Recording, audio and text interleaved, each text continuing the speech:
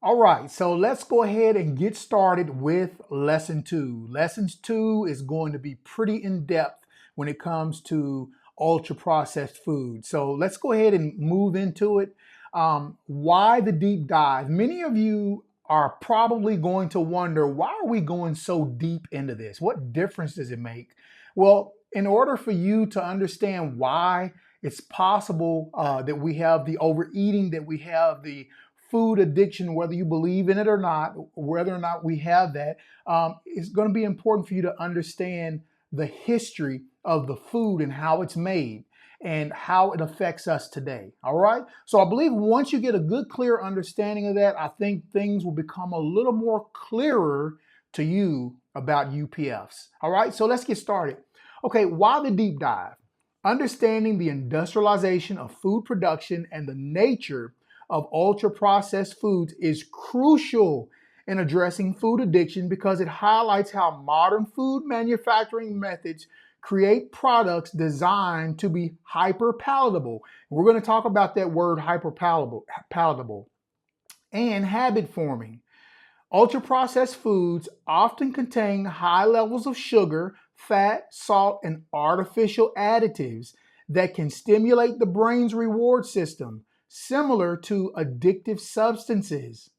This knowledge helps to explain why people may crave and overconsume these foods, leading to a cycle of addiction. By learning about the ingredients and production processes of ultra processed foods, or UPFs, we can better comprehend their impact on our eating behaviors and develop more effective strategies to combat food addiction and promote healthier dietary choices. That was a lot of words, but that is a lot of information. Basically, we need to understand that food has been designed, it's been altered for us to be addicted to it. It's been altered for us to want to come back to it over and over and buy it over and over again. Okay, hyper palatable definition. Let's talk about what palatable is. Hyper-palatable refers to foods that are engineered to be extremely appealing to the taste buds, often triggering intense pleasure responses in the brain. Okay, do you hear what that is actually saying? Food is being made for you to want it. Food is being made for you to have to come back and eat it. That's how they are making food today. It's not like the whole food. If you notice, if you eat strawberries, it doesn't do that to you. If you eat zucchini, zucchini doesn't do that to you. But it's the food that they are manufacturing that they are making hyper palatable, so excessively good that it causes you to want to come back to it. Okay? These foods typically contain high levels of sugar, fat, salt, and artificial flavor enhancers. Okay? Now, the other one we just read, it talks about adding the salt, fat, sugar. This is talking about salt, fat, and sugar enhancers, all right? Which work together to create an irresistible taste sensation. The combination of these ingredients can overstimulate the brain's reward system, making it difficult for individuals to regulate their consumption. Hey, listen, do you hear what is making it difficult for individuals to regulate their consumption? That means to stop eating when we're really done eating, when our body is trying to tell us that we're done eating, and often leading to overeating cravings. Hyperpalatable foods are designed to maximize pleasure and satisfaction, but they can also contribute to unhealthy eating patterns and food addiction. I should have said, but they also, not they can, they also contribute to unhealthy eating patterns and food addiction. That is huge when it comes to finding out about ultra processed food. It's made for us to do wrong. It's made for us to make food our God. It's created for that way. See, that should make you angry. That right there should move you to say to yourself, I've been eating this stuff all of my life, wondering why I can't put it down. And now I'm learning that they have engineered this food for me to not be able to put it down. They've engineered it and made it so that I can not quit eating it, for it to be hyper palatable like cocaine. Man, that to me, that's wickedness. I don't know how else to explain it. That's wicked for a company to do that so that they can get your money over and over and over again. All right, let's talk about sugars and sweeteners. High fructose corn syrup, a common sweetener that is cheaper than sugar and provides a very sweet taste. This is why you're going to find this in a lot of things that we are eating. If you're not reading your labels, once you begin to start reading your labels, you're going to see high fructose corn syrup almost in everything that we eat. Okay? Sucrose, regular table sugar used to sweeten a wide variety of foods. Okay, if there's going to be a somewhat more of a natural sugar, it would be the sucrose. But even that, they have refined it so much, it's not really in its natural form. They've taken the nutrients out of that and they've just made a pure sugar that has no nutritional value to it, but it will cause you to gain weight. Okay, artificial sweeteners such as aspartame, sucralose, and saccharin, which provide sweeteners without the calories. Okay, so we're going to talk about these kind of sweeteners at a later point. Okay, there's no way you can stop and break down each one of these and get through the lesson. So just know that these are the sugars and sweeteners that they are using to put into our foods, and none of them are worth anything. All they do is add calories, sweeten your food, and make us heavier and help attribute to diabetes. Okay? So later on in future lessons, we're going to break down these and you're going to understand why you don't want to deal with any of these. Okay? All right, let's keep going. Fats and oils. Hydrogenated oils. These are used to create desirable textures and increase shelf life. Palm oil and coconut oil provide a creamy texture and rich mouthfeel. Butter and margarines, often used in baked goods, for a rich flavor. Okay, so the more natural that you're going to find is the butter. You're going to find the coconut oil and things like this, if it hasn't been like super processed like they normally do. So again, these fats and oils we're going to break down in later lessons, and we're going to find out which ones we want to use, which ones we don't want to use. Okay, so let's continue to go.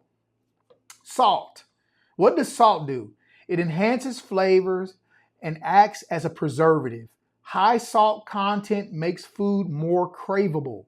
Okay, if you notice, salt or sodium is in everything that we eat that is ultra processed or that is processed that you buy from the store. If you look, most canned food, frozen food, you're going to find that they have lots of sodium.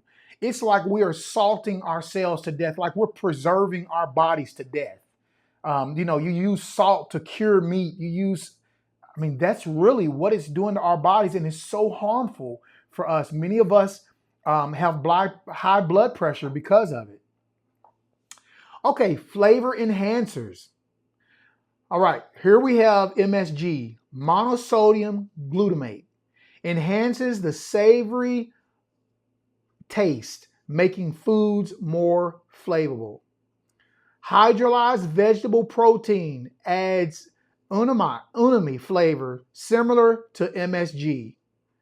And then we have yeast extracts, often used to intensify flavor. All right. So these things, when food comes to the manufacturer, they don't have taste whatsoever. You would be appalled if you knew what was coming into food manufacturers that they are making. They're molding it. They're adding flavors, additives, and all this stuff. If you could take that stuff that they add out, you wouldn't touch what they were selling us. You just wouldn't do it. But by adding these things, monosodium glutamate, hydrolyzed vegetable protein, by doing this, they make the food taste awesome to us. At least so we think. Artificial and natural flavors. These are complex mixtures that mimic the taste of natural ingredients, making the food taste more appealing. Okay, so now these artificial and natural flavors, they actually have a machine that can mimic what the natural tastes like, a strawberry. So if they'll take a strawberry and the machine tastes the strawberry, it'll create a synthetic, an artificial flavor that's comparable to the strawberry. Now, we know that it's not right on, but it's comparable to it. And it's amazing how technology now is able to make things taste, things that are not natural now taste like things that are natural. That's why you have to be very careful of natural ingredients. We're going to go into all of these things in later lessons. Y'all, I'm telling you, ultra processed food is horrid. And we have to get that understanding of it. When you finally get that in your mind, you will not want to touch ultra processed food. You just won't want to do it. Okay, color additives.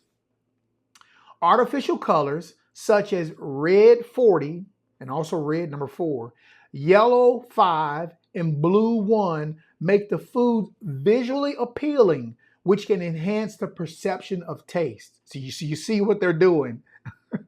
Natural colors such as beet juice and turmeric extracts. So they are taking some natural coloring from different produce and making their coloring of the food that is not food. You know, why are you having to take something from a real food to color something that is not real? That blows me away that they have to do that.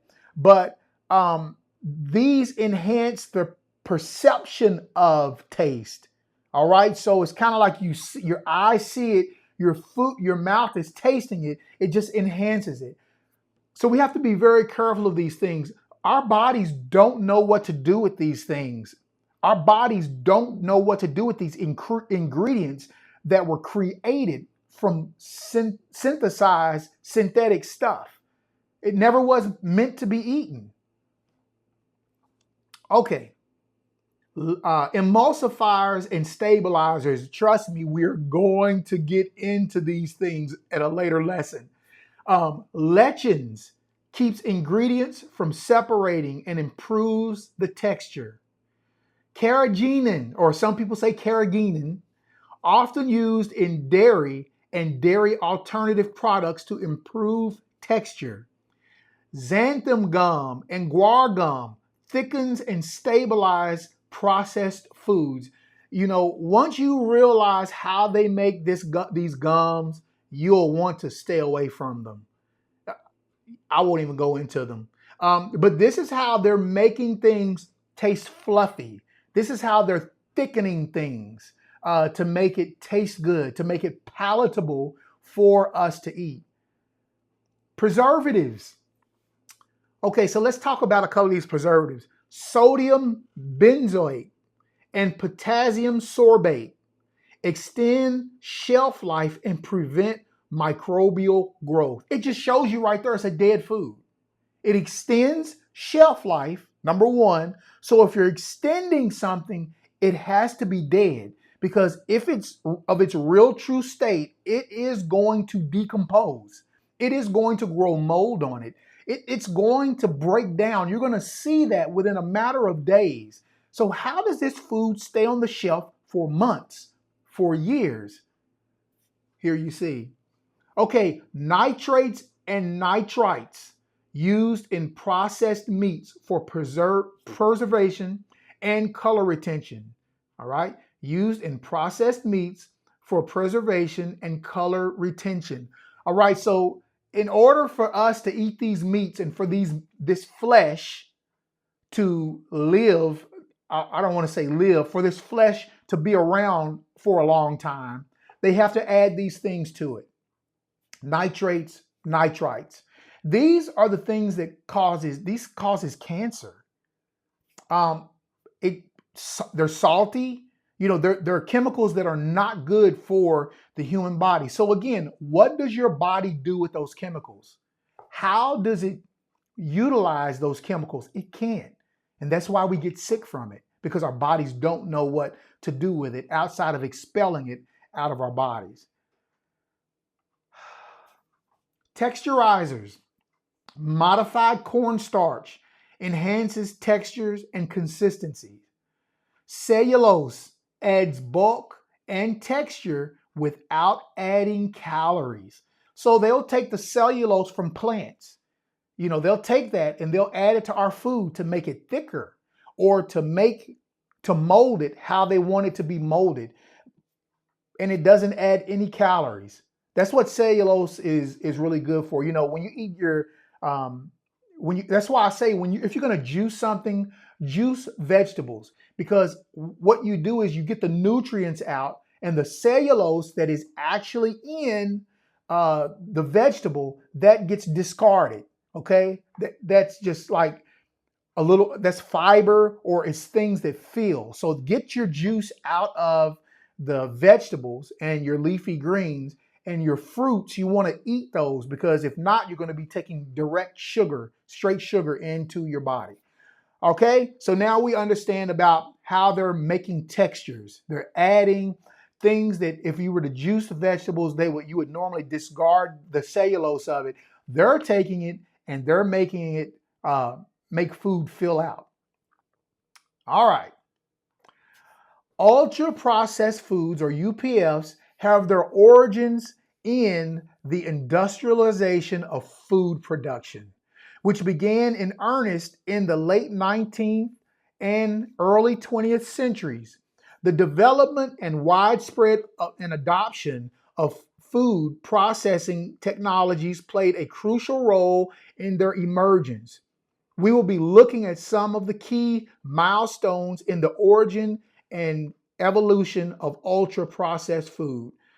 Okay, so we're going to look deep into this. I thought it was important that we would go this route so that we can have understanding of the industrialization of food production.